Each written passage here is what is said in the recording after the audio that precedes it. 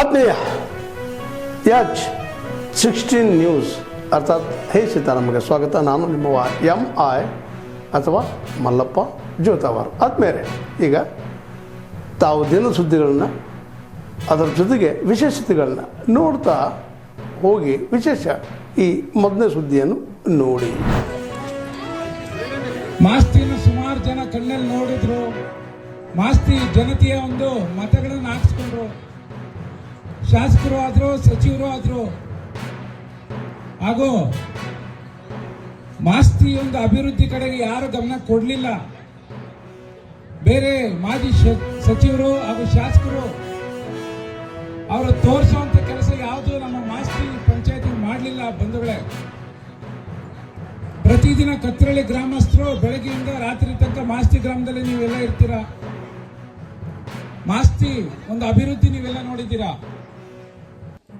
ಎಂದೂ ಕಾಣದ ನಿಮ್ಮ ಒಂದು ತಂದೆಯರು, ನಿಮ್ಮ ಒಂದು ತಾಯಂದಿರು ಓದಿರ್ತಕ್ಕಂಥ ಮಾಸ್ತಿ ಪುರಾತನ ಶಾಲೆಯನ್ನು ಇವತ್ತಿನ ದಿನ ಕೋಟಿಗಟ್ಟಲೆ ಅನುದಾನ ನೀಡಿ ಇವತ್ತಿನ ದಿನ ಮಾಸ್ತಿಯನ್ನು ಮಾಲೂರು ತಾಲೂಕಿನ ಶಿಕ್ಷಣದಲ್ಲಿ ಒಂದು ಕಿರೀಟ ತರ ಮಾಡಿ ಮಾಸ್ತಿ ವೆಂಕಟೇಶ್ ಹೆಂಗರ್ ಅವರು ಒಂದು ಊರಲ್ಲಿ ಕರ್ನಾಟಕ ಪಬ್ಲಿಕ್ ಶಾಲೆಯನ್ನು ಮಾಡಿಕೊಟ್ಟಿದ್ರು ನಮ್ಮ ಶಾಸಕರು. ಸುಮಾರು ವರ್ಷಗಳಿಂದ ಹಳೆಯದಾದ ಒಂದು ಬಸ್ ನಿಲ್ದಾಣ ಇತ್ತು. 2 ಕೋಟಿಗೂ ಹೆಚ್ಚಾಗಿ ಒಳ್ಳೆ ಅದ್ದೂರಿಯ ಬಸ್ ನಿಲ್ದಾಣವನ್ನು ಮಾಡಿಕೊಟ್ಟಿದ್ದಾರೆ. ಮಾಸ್ತಿ ವೆಂಕಟೇಶ್ ಹೆಂಗರ್ ಹೆಸರಿನಲ್ಲಿ ನಿಮ್ಮೆಲ್ಲ ಮಕ್ಕಳ ಒಂದು ವಿದ್ಯಾಭ್ಯಾಸಕ್ಕೋಸ್ಕರ 25 ಕೋಟಿಗೆ ವಸತಿ ಶಾಲೆಯನ್ನ ಮಾಡಿಕೊಟ್ಟಿದ್ದಾರೆ. ಬರೀ ಮಾತಲ್ಲಿ ಅಂಬೇಡ್ಕರ್ ಹೆಸರು ಹೇಳ್ಕೊಂಡು ಮತಗಳನ್ನ ಕಳ್ತನ ಮಾಡ್ತಾರೆ. ಇವತ್ತಿನ ದಿನ ಮನಸ್ಸಲ್ಲಿ ಅಂಬೇಡ್ಕರ್ ಇರಲ್ಲ, ಮೆದುಳಲ್ಲೂ ಅಂಬೇಡ್ಕರ್ ಅವರು ಇರಲ್ಲ, ಅಭಿವೃದ್ಧಿಯಲ್ಲೂ ಅಂಬೇಡ್ಕರ್ ಅವರು ಇರಲ್ಲ. ಆದರೆ ನಮ್ಮ ಶಾಸಕರು ಸುಮಾರು ವರ್ಷಗಳು ಬೇರೆ ಶಾಸಕರು ಗುದ್ಲಿ ಪೂಜೆ ಮಾಡಿ ಬಿಟ್ಟಿದ್ದೀನಿ. ಇವತ್ತಿನ ದಿನ ಅಂಬೇಡ್ಕರ್ ವಸತಿ ಶಾಲೆಯನ್ನ ಉದ್ಘಾಟನೆಗೆ ಪ್ರಾರಂಭ ಮಾಡೋದಕ್ಕೆ ಅನುದಾನ ಕೊಟ್ಟು ನಮ್ಮೆಲ್ಲರ ಜೊತೆಗೆ ಸಹಕಾರ ಕೊಟ್ಟಿದ್ದಾರೆ. ನೀವೆಲ್ಲ ನೋಡಬಹುದು. ಇವತ್ತಿನ ದಿನ ಅಂಬೇಡ್ಕರ್ ವಸತಿ ಶಾಲೆ ಕೆಲವೇ ದಿನಗಳಲ್ಲಿ ಉದ್ಘಾಟನೆಗೆ ರೆಡಿ ಇದೆ. ಮಾಸ್ತಿಯಿಂದ ಎಷ್ಟು ರಸ್ತೆಗಳು, ಸುಮಾರು ರಸ್ತೆಗಳು ನಮ್ಮ ಹಳ್ಳಿಗಳು ಕೊಳ್ಳಗಳು ಮುಚ್ಕೊಂಡಿತ್ತು. ಇವತ್ತು ಹೊಸದಾಗಿ ಅಡ್ರೋಟಿಂದ ನೀವು ಎಷ್ಟು ಈಸಿಯಾಗಿ ಬರಬಹುದಂದ್ರೆ ಡಬಲ್ ರೋಡಲ್ಲಿ ತುಂಬಾ ಚೆನ್ನಾಗಿ ರಸ್ತೆ ಮಾಡಿಕೊಟ್ಟಿದ್ದಾರೆ. 6 ಕೋಟಿ ಅನುದಾನದಲ್ಲಿ ಮಾಸ್ತಿಗೆ. ಹಾಗೂ ಮಾಸ್ತಿಯಿಂದ ನೀವು ತಗೊಳ್ಳಿ, ನಾಗಪುರ ರಸ್ತೆ ಆಗ್ಬೋದು, ಮಾಲೂರು ರಸ್ತೆ ಆಗ್ಬೋದು, ಹಸಂಡಳ್ಳಿ ರಸ್ತೆ ಆಗ್ಬೋದು, ತುರುಣಸಿ ರಸ್ತೆ ಆಗ್ಬೋದು, ಸುಗ್ಗಂಡಳ್ಳಿ ರಸ್ತೆ ಆಗ್ಬೋದು, ಶಾಮಶೆಟ್ಟಳ್ಳಿ ರಸ್ತೆ ಆಗ್ಬೋದು, ಮಲಕನಹಳ್ಳಿ ರಸ್ತೆ ಆಗ್ಬೋದು. ರಸ್ತೆಗಳಿಗೆ ಸುಮ್ಮನೆ ಒಂದೊಂದು ಸಮಯಕ್ಕೆ ಒಂದೊಂದು ಪಕ್ಷದಲ್ಲಿ ನಿಂತ್ಕೊಂಡು ಜಲ್ಲಿಗಳಾಕಿ ತುಂಬಿಸ್ಕೊಂಡು ಹೋಗಿದ್ದಲ್ಲ. ಇವತ್ತಿನ ದಿನ ಯಾವ ಹಳ್ಳ ಇದೆ, ಯಾವ ರಸ್ತೆಯಲ್ಲಿ ಅವ್ರಿಗೆ ಗೊತ್ತಿಲ್ಲ. ಇವತ್ತಿನ ದಿನ ನೆಕ್ಸ್ಟ್ ಜಲ್ಲಿ ತಗೊಂಡು ಯಾವ ಹಳ್ಳ ತುಂಬಿಸ್ಬೇಕನ್ನೋ ಕೂಡ ಗೊತ್ತಿಲ್ಲ ವಿರೋಧ ಪಕ್ಷದವ್ರಿಗೆ. ಅಷ್ಟು ರಸ್ತೆಗಳನ್ನ ಅಭಿವೃದ್ಧಿ ಮಾಡಿರ್ತಕ್ಕಂಥ ಏಕೈಕ ಶಾಸಕರು ಅಂದ್ರೆ ನೀವು ಮತ ಕೊಟ್ಟು ಗೆಲ್ಸಿರೋ ಶಾಸಕರು, ನಿಮ್ಮ ಶಾಸಕರು ನಂಜೇಗೌಡರು.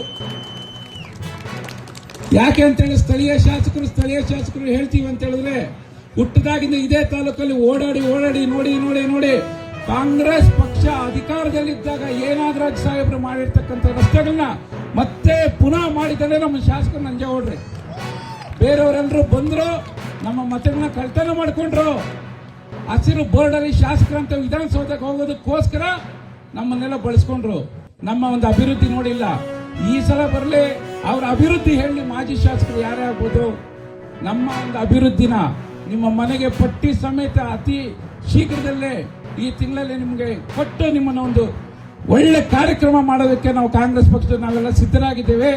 ಇಂಥ ಒಂದು ಸರ್ವತೋಮುಖ ಅಭಿವೃದ್ಧಿ, ಮಾಲೂರು ತಾಲೂಕಿನ ಸರ್ವತೋಮುಖ ಅಭಿವೃದ್ಧಿಗೆ ಯೋಚನೆ ಮಾಡಿ, ಚಿಂತೆ ಮಾಡಿ, ನಿಮ್ಮೆಲ್ಲರ ಒಂದು ಶಿಕ್ಷಣಕ್ಕಾಗ್ಬೋದು, ಆರ್ಥಿಕ ಆಗ್ಬೋದು, ಎಲ್ಲದಕ್ಕೋಸ್ಕರ ಅವರು ಇವತ್ತಿನ ದಿನ ಹಗಲಿರುಳು ಶ್ರಮಿಸ್ತಾ ಇದ್ದಾರೆ.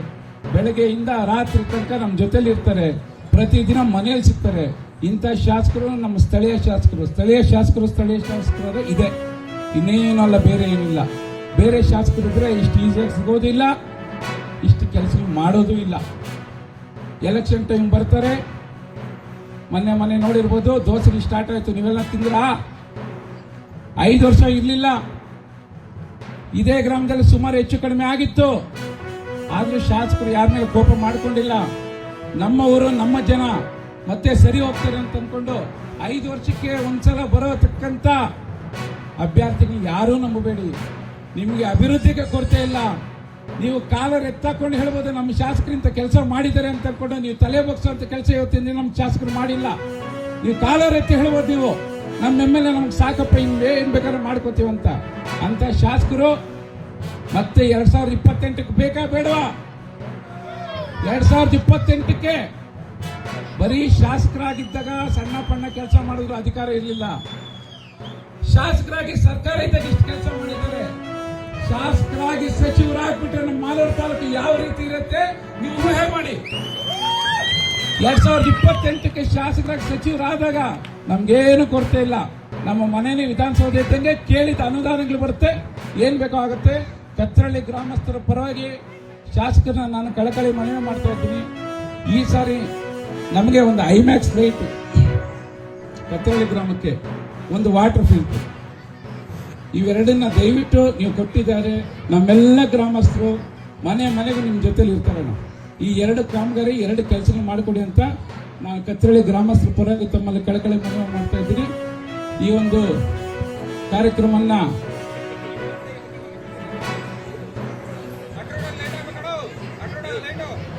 ಅಡ್ರೋಟಲ್ಲಿ ಆ ಸರ್ಕಲ್ ಚಿತ್ರಣನೇ ಬದಲಾವಣೆ ಆಗತ್ತೆ.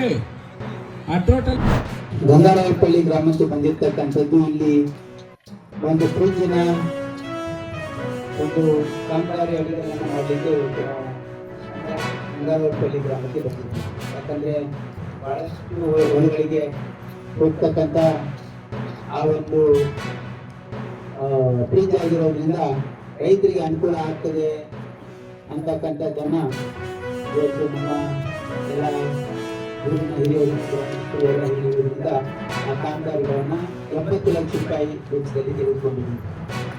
ಇದಲ್ಲದೆ ಈಗಾಗಲೇ ಗಂಗಾರಾಯಪಳ್ಳಿ ಗ್ರಾಮದಲ್ಲಿ 23-24ನೇ ಸಾಲಿನ ಒಂದು ಯೋಜನೆಯಲ್ಲಿ 15 ಲಕ್ಷ ರೂಪಾಯಿ ಸಿಸಿಗಳು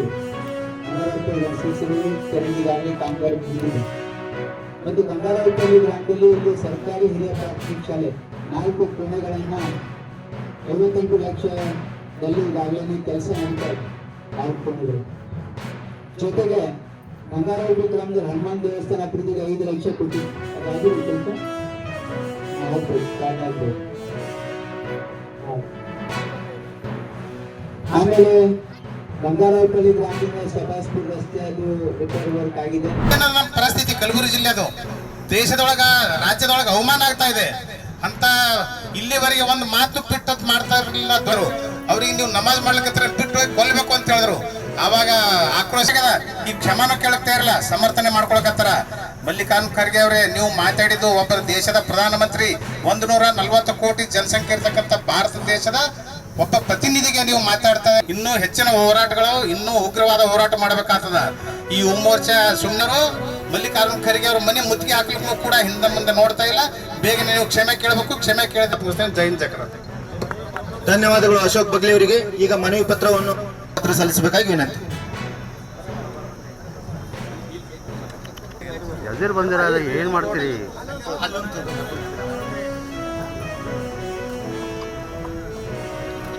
ಓ ಸರ,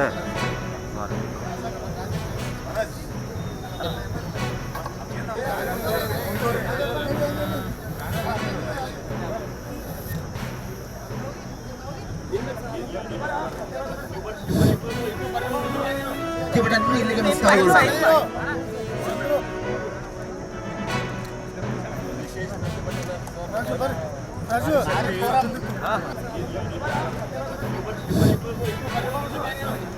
ಜೈನ್ ಚಕ್ರವರ್ತಿ. ಧನ್ಯವಾದಗಳು ಅಶೋಕ್ ಬಗ್ಲಿ ಅವರಿಗೆ. ಈಗ ಮನವಿ ಪತ್ರವನ್ನು ಇನ್ನೂ ಹೆಚ್ಚಿನ ಹೋರಾಟಗಳು, ಇನ್ನೂ ಉಗ್ರವಾದ ಹೋರಾಟ ಮಾಡಬೇಕಾಗ್ತದ. ಈ ಮೋರ್ಚಾ ಸುಮ್ಮನೆಗದ ಈ ಕ್ಷಮಾನ ಕೇಳಕ್ತಾ ಇರಲ್ಲ, ಸಮರ್ಥನೆ ಮಾಡ್ಕೊಳಕತ್ತಾರ.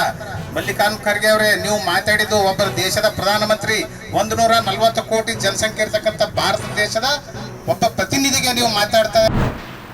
ಇಂದು ಮಹಿಳೆಯರು ಈ ಭಾರತ ದೇಶದಲ್ಲಿ ಎಷ್ಟು ಮುಖ್ಯವೆಂದರೆ, ಇವತ್ತಿನ ದಿನ ಒಂದು ಬಿಲ್ಡಿಂಗ್ ನಿಲ್ಲಬೇಕಾದ್ರೆ ಅದಕ್ಕೆ ಬೇಸ್ಮೆಂಟ್ ಎಷ್ಟು ಮುಖ್ಯನೋ ಅಷ್ಟೇ ಮುಖ್ಯ. ರಾಜಕೀಯ ಕ್ಷೇತ್ರದಲ್ಲಿಯೂ ಕೂಡ ಮಹಿಳೆಯರ ಸಾಧನೆಯೂ ಅಷ್ಟೇ ಮುಖ್ಯ ಆಗಿರುತ್ತದೆ. ಇವತ್ತಿನ ದಿನ ಮಹಿಳೆಯರು ತಮ್ಮ ಮನೆಯಲ್ಲಾಗಲಿ, ಮಕ್ಕಳು, ಗಂಡ ಹೊರಗಿನ ಕೆಲಸದಲ್ಲಿಯೂ ಕೂಡ ಅಷ್ಟೇ ಯಶಸ್ವಿಯನ್ನು ಗಳಿಸಿದ್ದಾರೆ.